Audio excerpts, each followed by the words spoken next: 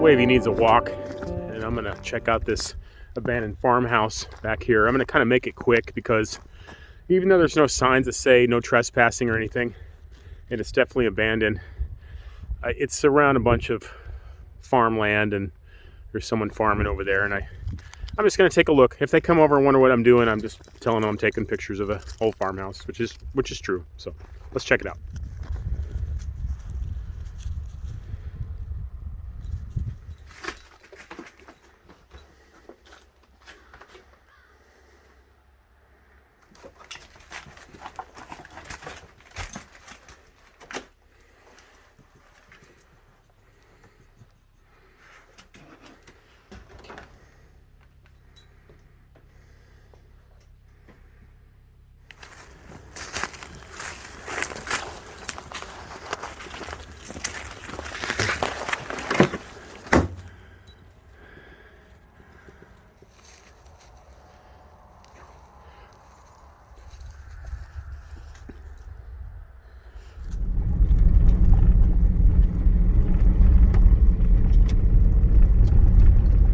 I swear this dog would just jump out and ride on the hood if I let her.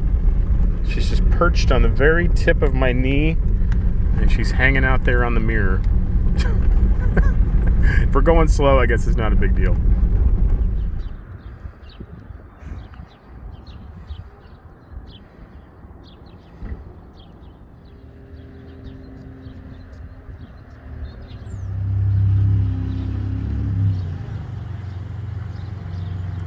Well, good morning, guys and gals. So I'm just picking the smallest roads, driving in a general direction today, and I came across this little town called Dayton, Iowa. And this is the kind of town that I think of when I think of the little towns in the middle of nowhere that are the forgotten America. I'm going to turn the phone around in a minute and show you what I mean, but it's got a lot of character. Old buildings and a little downtown that, I don't know. How about if I just show you?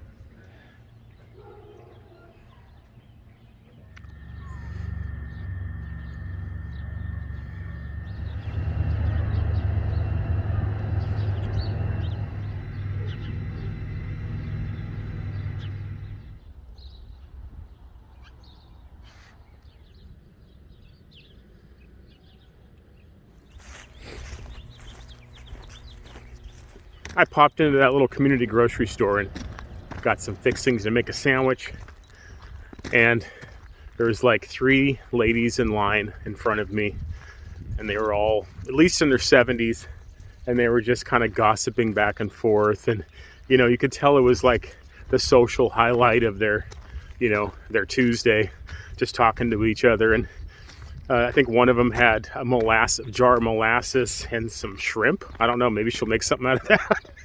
And she smiled at me, and it was like, I just love like overhearing, this is small town stuff.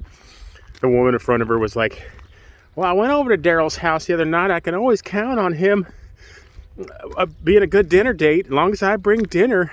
I think I enjoyed it more than he did. And I was like, it's just funny. Oh, I just saw an owl, guys. Let me see if I can. Oh, there might be a. Let me see if I can get a picture.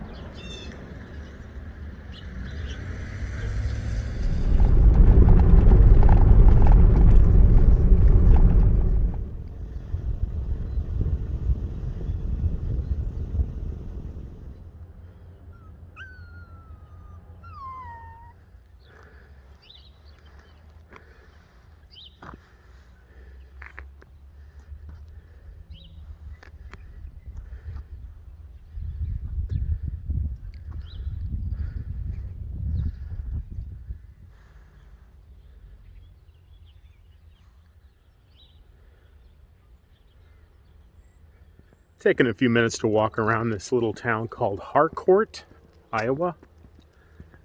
The sign says it's the friendliest town in Iowa, but I think A lot of little towns in Iowa are tallying for that position. Seems to be pretty common theme. Friendliest town in Iowa.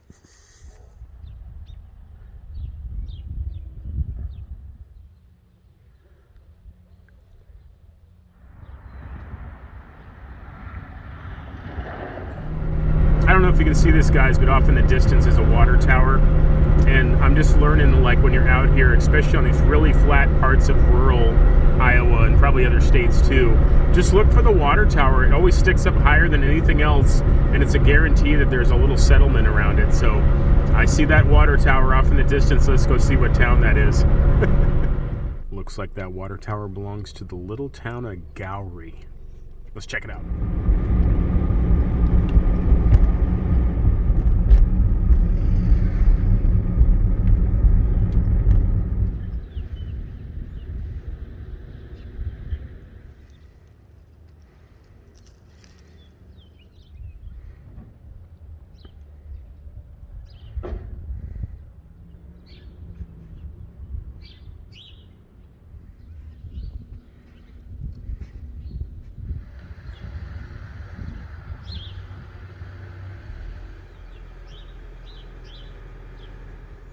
I was just pulling out of Gowrie here, guys, and I came across this beautiful house. Look at this. Wow.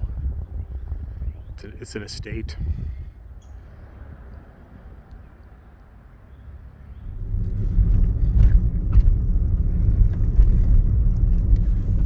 I'm gonna guess this is where a lot of the folks that live in this little town work. Burntlet Elevator, your full-service Purina dealer. Animal and Pet Nutrition Center. I bet you they make dog food here, is my guess. What do you think, Wavy Gravy? You like Purina?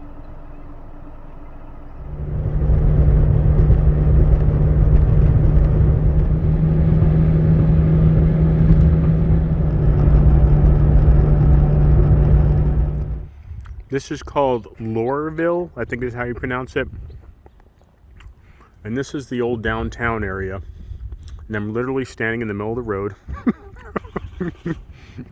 I love these little old downtowns with these storefronts.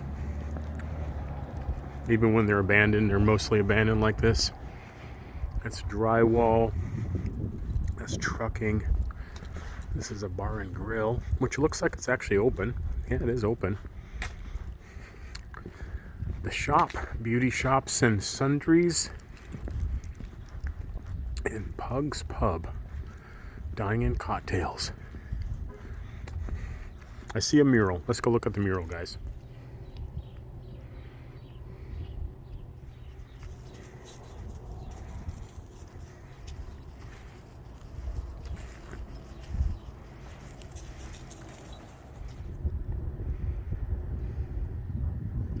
The date on this bank is 1909, up on the rock on the top there, if you guys can't see it.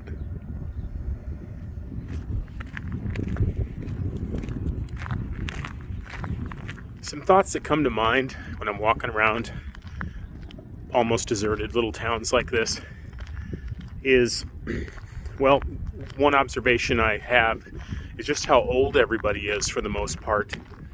There are a few exceptions in some of these towns that are kind of like a little more, they have a little more going on than the average, little town. Like this one's exceptionally, quiet little town, let's put it that way.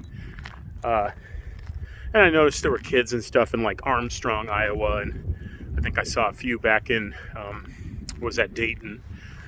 But for the most part, everybody seems to be like in their 60s, 70s, 80s, 90s. They're of the old times, of the before times, and when they die, they're not getting replaced in these small towns, at least not right now. Maybe they'll have a resurgence. Maybe America will have a rural resurgence. Maybe it'll be a necessity when the economy collapses, if you believe it will, which I do, and the cities have to empty out, or people flee the cities. I personally don't understand why people haven't already that are living in cities, but I'm sure they have their reasons. or they tell themselves their reasons, you know. Yeah, and then I also think that, you know, people live in small towns, and they especially used to, because of they have family. If you have family someplace, then a place does feel like home. Now, I have I think an unusual perspective on that, because I really don't have a close family. I do have a son. He's 13. I love him very much. I don't really talk about it much on this channel. There's really no reason for me to. But, you know, I'm not with his mother. And we're very, very different. About as different as I think two people could be in this highly polarized world and country, which makes it extremely difficult. But nonetheless, you know, he's my family. I actually bought a house in Minnesota, like within an hour of where he lives with his mother, so I can have a place to spend time with him. But like I said, I don't talk about that too much on my channel. It's not a secret or anything. There's no reason to. But back to the family thing, you know, if your family was from this little town of Loreville, Iowa, you might want to stick around and try to make a living and raise your own family. But the problem becomes, where do you work? Where do you make money? And I also think it's that women don't really want to live in small towns. Women gravitate to cities. Some cities are like 2 to 1. I mean, look it up. I'm not picking on the ladies here, but women like their comforts and they like their modernities, and not all of them. There's always exceptions. There always will be. But, you know, cities are 2 to 3 to 1. You know, sometimes like 2 women to every guy. And these small towns are often the opposite or worse. 5 guys to every woman, you know. And young women just take off for college. And more and more so, you know, colleges now are 60, 70% female. So I think that plays a lot into it. You know, why would a guy stick around a small town, just scraping by and having no prospects for meeting a good lady and starting a family and having children? And, you know, and then I guess you could say, why would a woman stick around a town and have no prospects of finding her, you know, her dream guy that's over 6 foot tall, has a 6-figure income, has 6-pack abs? You get the point. So the 80-20 rule, look into it if you don't know about it. Okay, guys, that's enough rambling. Hopefully got something out of that. And we're just going to carry on. Back roads of Iowa. Stay tuned.